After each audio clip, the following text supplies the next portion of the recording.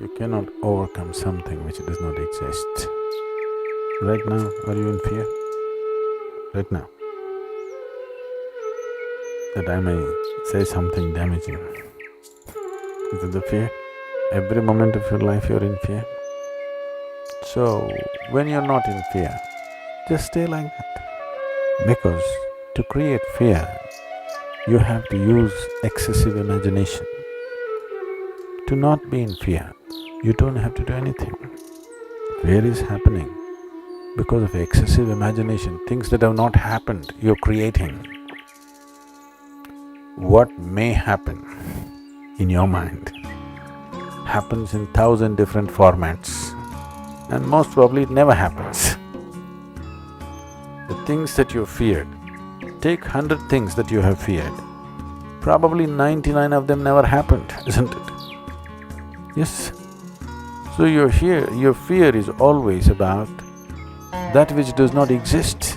You cannot fight or you cannot overcome that which does not exist. We can overcome something that exists. You cannot overcome that which does not exist. You just have to give up that effort. Enjoy the fear. After all, it's your making. You like horror movies. Yes, you're saying no, but you're producing them. It's just they're not making money, that's all. Fear means you're producing horror movies in your mind. Nobody else is willing to watch. That's bad for the producer. But you're producing them. So, you produce something else. Produce a comedy, a love story, suspense, thriller. Try and see, today, just sit down, produce a love story, a suspense thriller, a comedy. 5 minutes movies you make in your mind, really. Start using your mind differently. It's just gotten into your pattern. Just gotten into your pattern of just creating horror movies all the time. You have watched enough horror movies, they're boring. Create something else. Even it's not that if you produce these movies, those things will happen in your life. Still they may not happen, at least you enjoy the movie.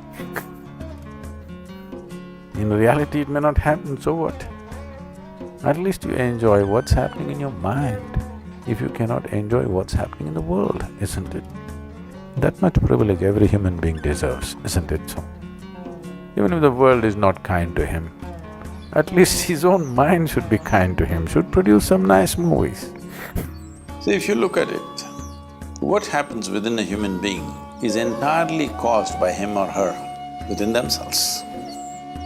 Your joy and misery happens within you, pain and pleasure happens within you.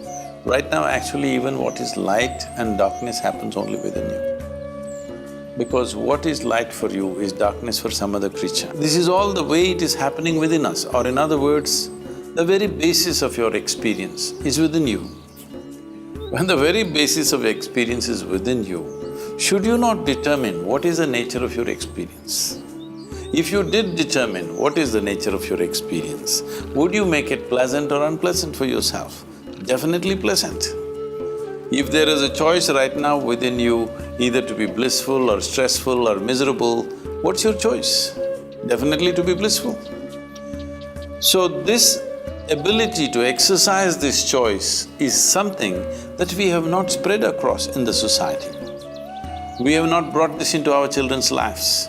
We have not made this a part of our education, that the most important thing for a human being is that you are a wonderful human being. If you are a wonderful human being, when you are feeling wonderful within yourself, you naturally do wonderful things to everybody. When you are feeling horrible within yourself, you will do horrible things to other people. And every human being can notice this. When they're happy, if you meet them, they are wonderful people. If you meet them when they're miserable, angry, frustrated, whatever else, they can be nasty human beings. So this dimension of life has been neglected in our eagerness to develop our economies, to exploit the world, to whatever. We are busy fixing the world. Yes, world needs to be fixed to some extent. But we think by fixing the world, everything will be all right. No.